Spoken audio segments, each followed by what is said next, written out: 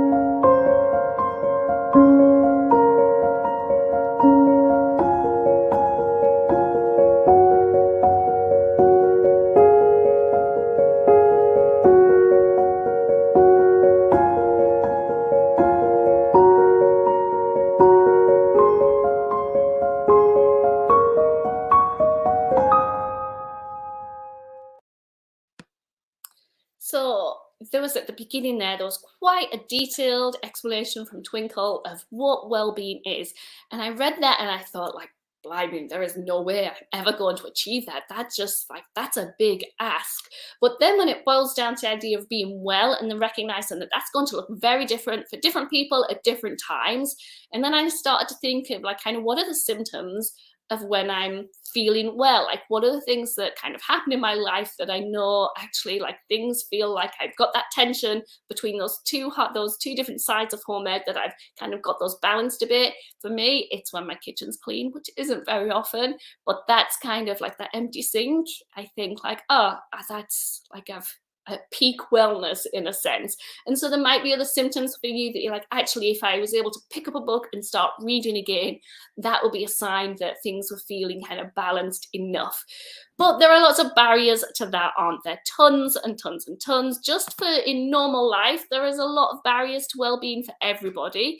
But I do think there are some specific ones for home educators. So yeah, we've got the kind of the guilt, chronic illness, disability, divorce, financial worries, all sorts of things that can be barriers to well-being. But here are some that I think are specific to being a home educator. And I'm not trying to say like, oh, our life is harder than everyone else, but we have specific things that we need to overcome. So we've stepped out of a system, and that can mean stepping away from support. We've exited out of the school system. So immediately the childcare that happens during that time is taken away from us. Things like lunch being provided, if your kids are a certain age, taken away. Even like after school care, breakfast clubs, those kind of very practical supports are taken. But then also what we find is that in communities, schools are often one of the key ways of community action taking place and community help. It's often kind of a central point. And so when you remove yourself from there, you're kind of removed from some of those pathways to getting support as well. And that can feel like you kind of, it's like when you walk out the hospital with your baby and you think like, are they really just going to let me like take this baby home? And it can feel a little bit like that. Like, am I really like doing this on my own? And I think that's kind of unique to home educators. But we still remain in some systems that add pressure rather than lift it. So even just the financial system that we are in, we might have to be earning money, and that's going to be adding pressure. This the way that women are often viewed, and a lot of us home educators are women, and that kind of expectation that we're balancing the housework and we're teaching our kids and we're doing this, that, and the other. These are systems outside of ourselves that are adding that pressure in. And even though we've exited out of one system that gave a bit of support for that, we've still got all that pressure. Our mental load massively increases. I'm sure you've seen the kind of TikToks or whatever where it's usually the mother talking about all the different things that she has to think about, like packing for a holiday. And I know it's not true of every family, but like the wife is thinking through costumes for it, like what kids, everything the kids need, everything that I need, extra medicine, snacks for the journey, all of these. And like the dad walks in and, you know, shoves his jumper in his bag and he's done. And I'm not, very stereotypes, it's not necessarily true. I don't want to do a disservice to dads, but a kind of mental load that we have just generally as parents, as a home educator, just like explodes, because we're now thinking about their academic success. We've got lots of more admin to do because we have to report to the LA and so on. We're thinking about GCSEs and all of these things that we wouldn't have to do if our kids were in school. That kind of mental load will be passed on to someone else. And that is a big barrier to our wellness. And then this is the one that gets me. This is the one that I definitely have found to have the biggest impact on me. Doubts, guilt, and anxiety have more space to take root. It's like if my mind was a farm, then when I started home educating, like my farm expanded and all of the seeds of anxiety and doubt could just like take over even more, because you're doubting yourself and what you can do. You're doubting just like, am I doing the right thing? Just generally, you're feeling guilty about what you might not be doing, or you start comparing to other people and you just get worried. And yeah, I think that we've kind of opened ourselves up to more of that. But I don't want to end there, obviously. I'm not just talking about the barriers, so let's think about, some people saying the lack of free time. Time to connect with friends, that's a big barrier for me. Yes, it is a huge time commitment, and that's what I mean. Like, we've stepped out of a system that would have provided us with 5 hours a day of not having children with us, and that is significant, really significant. So this is one thing that it took me a while to realize, but that I now feel I understand. It is not hard because you're failing, it's hard because it's hard. All of those barriers are valid, real stuff. And they are, we aren't like, I would be like, messed up, I'm just not good enough, I'm not doing enough. But it's not that. It's hard just because it's hard. Home educating is hard. Parenting is hard, full stop. Being a woman in this world is hard. And so I think that we have to just remind ourselves that we are not failures, that it's just hard because it's hard. And when I was thinking about this, I was thinking, what if I talk to my kids the way that I sometimes speak to myself? So I had to think about what that might look like. So just have a watch of this.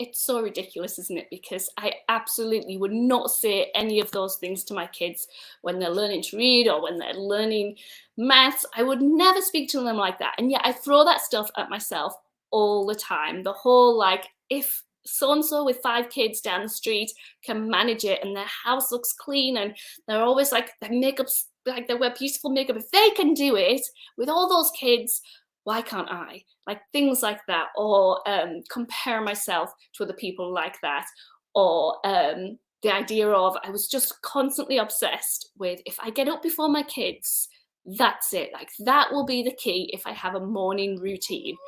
And my husband used to laugh at me because I'd be like, it's the answer to everything. If I just get this morning routine sorted. I'm going to have a visitor in a minute, so I'm just going to pause.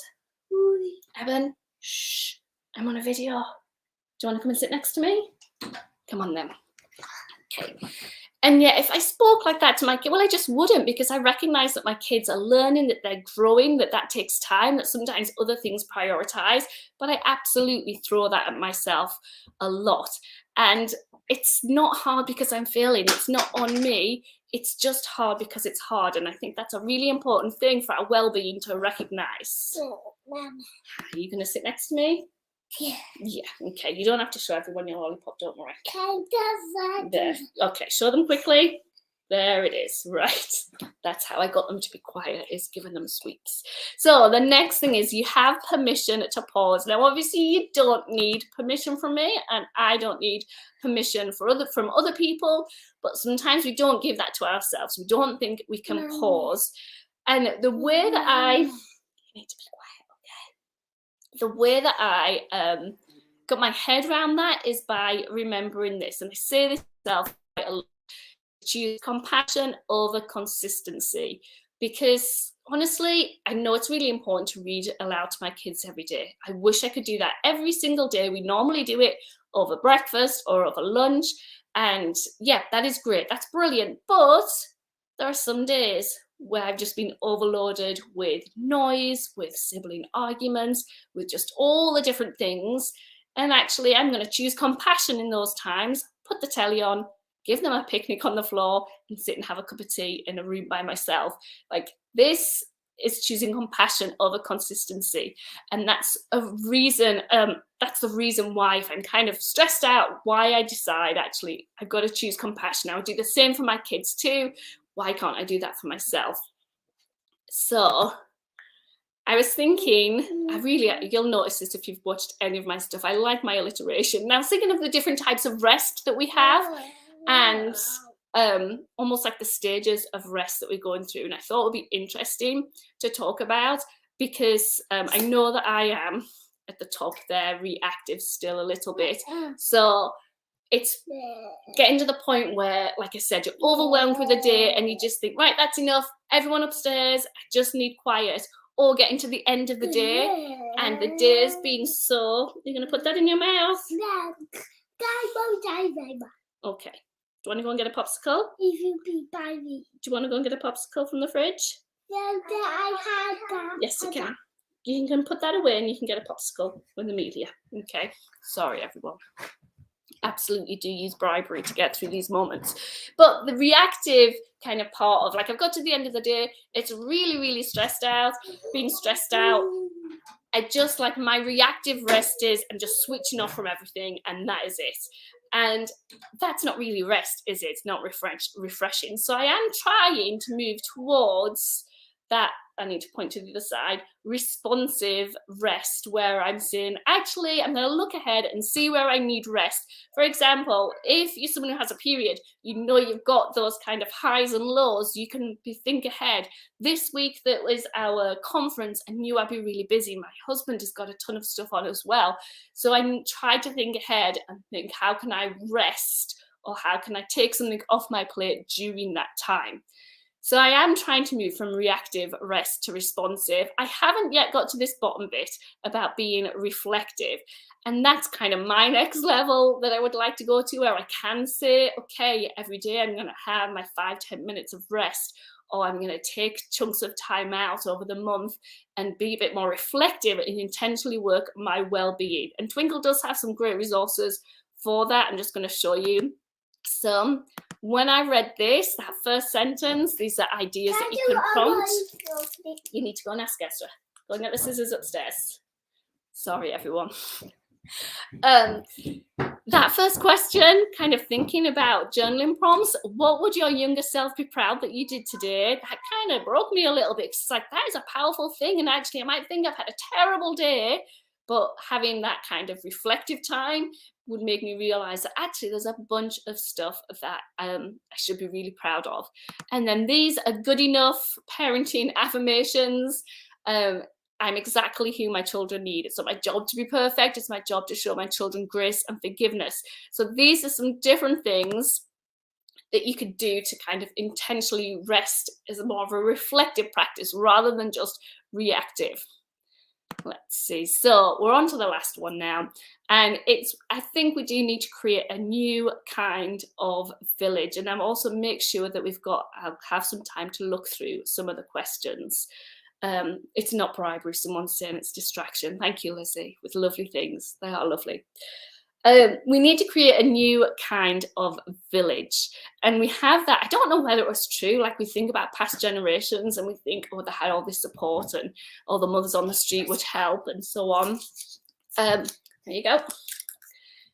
So we have this idea. I don't know if it's actually true, but we know that we need a village. I really don't like the phrase when people say, like, I found my tribe, but I absolutely get what it means. Like, you found your people who you click with and who you can get support from. But sometimes we have to be a bit creative in how we do that. So I just thought I'd share through different things, and then I'll look to see if there's any questions as well. So pop some of those questions in. I know Lizzie's doing a good job of getting some resources there for you as well. But let's have a look at this next slide. So these are some of the ways that I try and build my own village around me. I choose resources that give me time and not take it away. And you might think that's not to do with the village, but there are other people out there doing jobs that we can kind of pass on to them. And just like someone might choose to get those like HelloFresh cooking boxes to come and help you do that, that's what our resources are for us. And I used to go through resources and think, what will be good for my kids? Now I recognize that they're a tool for me, and I think, what will be good for me? These are a tool for me, and they need to be making things easier. And if they're not, then I no longer use them. So I really try and choose the resources and kind of use the expertise of other people in the home education world that are going to give me some extra time, rather than have me doing lots of extra things to do that. I also try and have looked outside the home ed community. Now, sometimes that might be very kind of formal support, like therapy and counselling and so on. Other times it might be, there's a church down the road that has a coffee morning every Thursday, and everyone sits and has like a cream scone and a cup of tea. We're going to go there, and I'm going to have like a cup of tea and a chat with an adult outside of the home ed world. It could be things like the holiday clubs that a lot of council put on, and activities where you can drop your kids off for a much cheaper price or free. So there's opportunities outside the home ed community that could be part of our village. Be intentional with your no and not right now. This is a new thing that I'm trying to learn, mainly because I have a husband who sees where I'm getting very enthusiastic and I say yes to everything, and he's like, Rachel, maybe just say I'll get back to you instead of like committing to everything. And so I try to be a bit more intentional with what I say no to. And there are some projects and things that I get really excited about, and I'm having to say, like, I'm not right now, because actually my well-being wouldn't be upheld during that process. And then next one up at the top there, creatively use your community to share the burden. And I think it's like great to think of, like, we could have, if we have grandparents that can look after our kids and so on, but not all of us have that. And I think sometimes we have to think outside the box a little bit. So whether that's making sure you invite another parent along with you when you're going on a trip, so you can at least go to the toilet by yourself when you're out. It could be, hey, we're all going to the park, but like, you've just had a baby. Why don't you just go and sit in your car for 20 minutes and we'll watch the kids, and then kind of return that kind of favor more and more. So just trying to share things a little bit. Even I think like when teachers and they team teach and someone says, I'll plan all of this and you plan all of that, and then we'll just swap over. These are ways that we could lift the burden a little bit. Something that I'm really trying to remember, because it is so important to me, and I think sometimes you can think it's not valid, is that my online community is still valid community, and there's actually a great place for me to get support, to like have chat with people, to really feel like part of the home ed community, and I think that's really, really valid. And then the last thing that I think is personally really important is just having honest conversations with other home educators, obviously in kind of a trusting relationship, to be able to actually honestly share how things are. And it's okay, like I said, kind of wrapping around to that beginning base. those wonderful parts are great to talk about, but we also have to talk about those tricky parts so that we are able to really be supported by each other. So I think honest conversations are really, really important. So I'm just going to check to see what questions we might have. So that's very kind thing, Sarah. Thank you for saying that. I'm so excited about it starting up again on Monday. I can't wait to get stuck into that. When you recognise you've reached a low in terms of well-being, do you have any tips for where to start working towards wellness again? I'm thinking when it can all seem overwhelming. So for me, that's like burnout. And I definitely had that at the beginning of this year. Absolutely just like reached my peak of like, this is too much. I think I would start with that saying no to things. There's not always a lot that we can say no to, but I definitely had some things I could just say no to. We've set the bar really low in our house for like how the laundry is organized and on time, how like tidy and organized everything is. We've just given ourselves space of like, that's not going to happen in this peak season right now.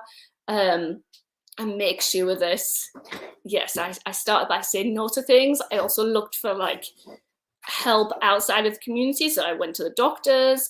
For me, it's like my hormones are just way all over the place. So I was able to get some medication that helped that.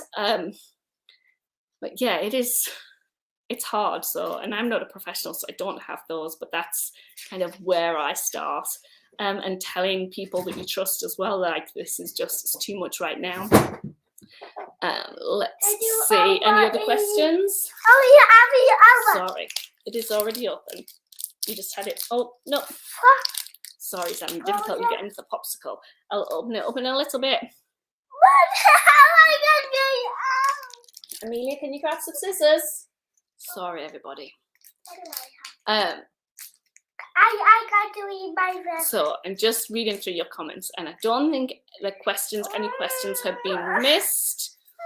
But thank you so much for joining in. Like I said, if you do have some time right now, or you're planning for this to be a bit longer, then please go and take some time out for yourself. I'm going to grab a cup of tea, and I'm going to see if I can distract them a little bit longer so that I can have a bit of quiet time. Any questions you have for me, you can get in contact with me. You can email us, all sorts of ways, post in the group. So there's tons of stuff that you can do, and don't forget to check out all the resources that Lizzie has put in there in the comments too. Anyway, thank you very much, everybody, and I'll see you again soon.